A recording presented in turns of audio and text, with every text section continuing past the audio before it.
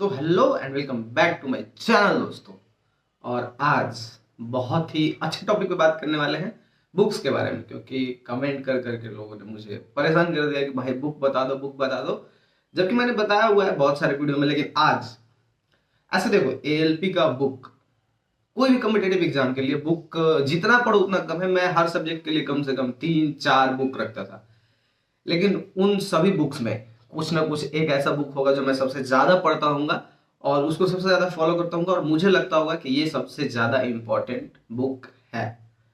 तो हाँ, आज उन्हीं बुक्स के बारे में बात करने वाले हैं, हर एक सब्जेक्ट का प्रॉपर, कि कौन सब्जेक्ट का कौन सा प्रॉपर बुक है। और लास्ट में मैं 2 बुक बताने वाला हूँ जिनको एक साथ रखना बहुत जरूरी है, मुझे बहुत इंपॉर्टेंट लगता है। और क्यों भी बताऊंगा कि क्यों एक साथ ही रखना जरूरी है। अगर एक रखते हो तो वो अधूरा ज्ञान है, अधूरा पढ़ाई है। तो चलो वीडियो को करते हैं स्टार्ट। तो सबसे पहले मैथ के बुक के बारे में बात करते हैं, क्योंकि मैथ बहुत ही इंपॉर्टेंट चीज है। तो मैथ के लिए मैं बोलूंगा 2 बुक। पहला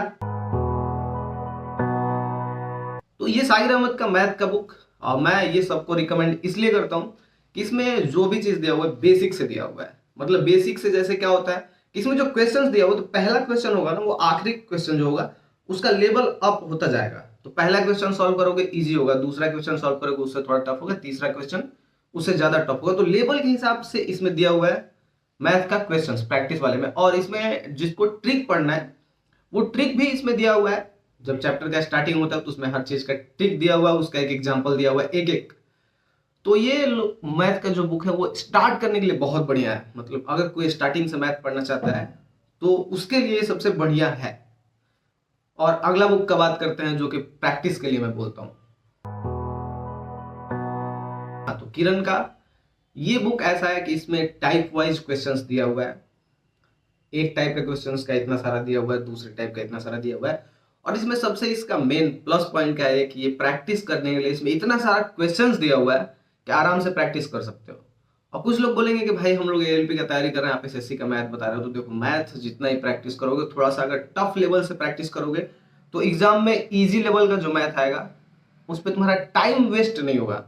एग्जाम का एक बहुत ही इंपॉर्टेंट पोर्शन है टाइम कंजप्शन, ज्यादा ना हो, बचे टाइम। क्योंकि 100 क्वेश्चंस रहता है और टाइम उतना ही कम रहता है। तो जितना ही टाइम कम होगा, स्पीड से मैथ होगा, उतना ही फायदा रहेगा। तो उसके लिए स्पीड इंक्रीज करने के लिए और बहुत सारे टाइप्स के क्वेश्चंस के लिए ये वाला जो किरण का पब्लिकेशन का एसएससी का मैथ है वो सबसे बेटर बेस्ट है। और मैथ का एक अलग से मैं वीडियो बनाऊंगा स्पीड इंक्रीज के और चैप्टर वाइज थोड़ा सा कि कौन सा चैप्टर इंपॉर्टेंट है, कैसे पढ़ना है। थोड़ा सा टाइम लगेगा लेकिन वीडियो आएगा। अब बात करते हैं रीजनिंग का। तो रीजनिंग के लिए ये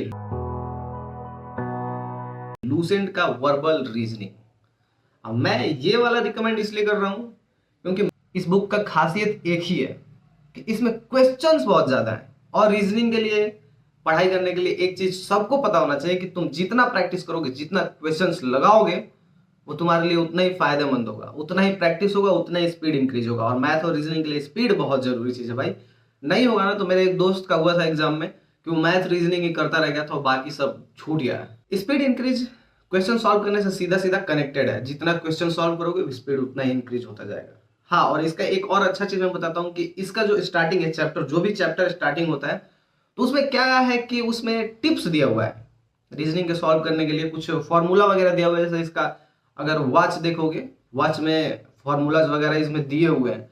और भी बहुत सारे, जैसे घड़ी का चैप्टर हुआ, मतलब जो उसमें प्रतिबिंब वगैरह वाला होता है शीशा में और वाटर में, तो उसका भी अच्छा सा रूल दिया हुआ है। तो इसमें कुछ कुछ रीजनिंग का जो रूल्स है, कैसे सॉल्व करते हैं, वो भी दिया हुआ है। और प्लस पॉइंट मैंने पहले ही बता दिया कि इसमें क्वेश्चंस बहुत ही ज्यादा है। अब आते हैं नेक्स्ट 2 बुक जो कि मुझे लगता है कि ये साथ में ही पढ़े जाना चाहिए। और कैसे पढ़े जाना चाहिए वो मैं बताता हूं, पहले बुक सुन लो कौन कौन सा है।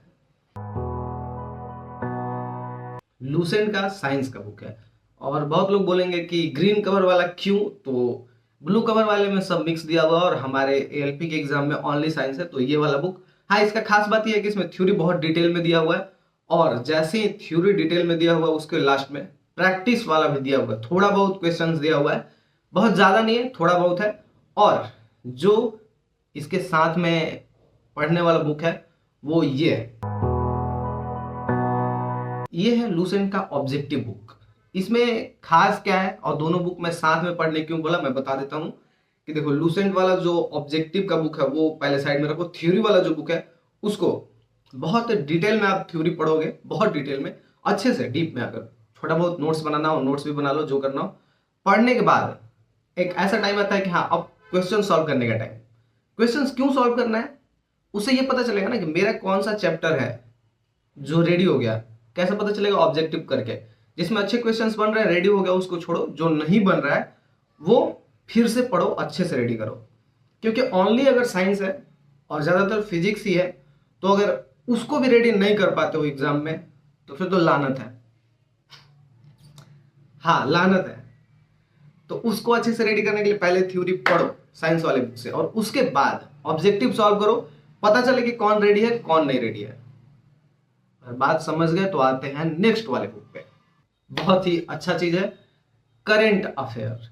तो इसके लिए दो बुक। पहला स्पीडी का आता है करंट अफेयर, और स्पीडी में दो टाइप का आता है, एक मंथली आता है और एक 6 मंथ वाला आता है। तो जो लोग अगर आज से करंट अफेयर पढ़ना स्टार्ट कर रहे हैं, मतलब आज से, बिल्कुल आज से, वो लोग पहले 6 मंथ वाले से पढ़े। क्योंकि आज से पहले जो भी 6 महीने में हो चुका है, करंट अफेयर का मतलब वो ये जो पहले हो चुका है वो पढ़ना है। तो आज से 6 महीने पहले जो भी हो चुका है वो ये 6 मंथ वाले में कवर कर लो। हाँ, ये कवर करने के बाद फिर उससे रेगुलर एक एक महीने वाला लेके पढ़ते रहो करंट अफेयर के लिए। और मैं दो बुक बोला तो दूसरा बुक है प्लेटफॉर्म का। दोनों में से मेरे से मत पूछना कौन सा बेस्ट है, आप दोनों एक बार लेके पढ़ लो। जो आपको अच्छे से समझ आए दोनों पढ़ो। मैं जैसे बताया कि मैं बहुत सारे बुक्स पढ़ता था, मैं दोनों लेता था। मेरा रूममेट था विकास, उसको बीमारी था, अगर हम लोग सब्जी लेने जाते थे तो वो बोलता था कि अरे यार छोड़ना, 10 रुपए का आलू ही ले लेते हैं, पहले चल बुक्स ले लेते हैं। और इलाहाबाद में जो भी रहता होगा या इलाहाबाद में जो भी प्रिपरेशन किया होगा, वहाँ ठेले पे सब्जी बिकता है तो ठेले पे बुक भी बिकता है। तो हम लोग दोनों ठेले पे जाते थे और पहले बुक वाले पे जाते थे। तो हाँ, मैं बहुत सारा बुक्स रखता था। लेकिन ये जो सारे बुक्स थे वो मैंने बताया कि मैं सबसे ज्यादा जिनको पढ़ता था। और एक मैं अलग से बुक बताता हूँ साइंस के लिए, अरिहंत का एनसाइक्लोपीडिया, ये वाला, इसको पढ़ सकते हो। और मैथ के लिए बताता हूँ एम टायरा, उसमें कुछ ज्यादा ही ट्रिक्स दिए हुए हैं, तो एम टायरा भी पढ़ सकते हो। और अगर रीजनिंग का पढ़ना हो तो रीजनिंग के लिए स्पेशल प्रैक्टिस सेट ले सकते हो, मैंने अरिहंत का लिया था। तो ये सब कुछ बुक्स हैं जो कि बहुत इंपॉर्टेंट है, और जो मैंने ऐसे अच्छे से बताया स्टेप बाय स्टेप, वैसे ही फॉलो करना किसमें क्या क्या इंपॉर्टेंट है और कौन सा बुक मैं पढ़ता था, वो सब मैं बता चुका हूँ। तो अब बुक्स का शिकायत खत्म। जो लोग लास्ट तक ये वीडियो देख रहे हैं उन लोगों के लिए एक स्पेशल टिप्स, और ये सबसे ज्यादा इंपॉर्टेंट है कि इन सारे बुक्स के ऊपर एक बुक आता है, प्रैक्टिस सेट और प्रीवियस ईयर। तो प्रैक्टिस सेट और प्रीवियस ईयर के लिए एक मैं स्पेशल वीडियो ही बनाने वाला हूं। अभी मैं बता दूं कि प्रैक्टिस सेट लेना होगा तो प्रैक्टिस करने के लिए प्लेटफॉर्म का ले लेना, प्रीवियस ईयर प्रैक्टिस करने के लिए प्रीवियस ईयर लेना है।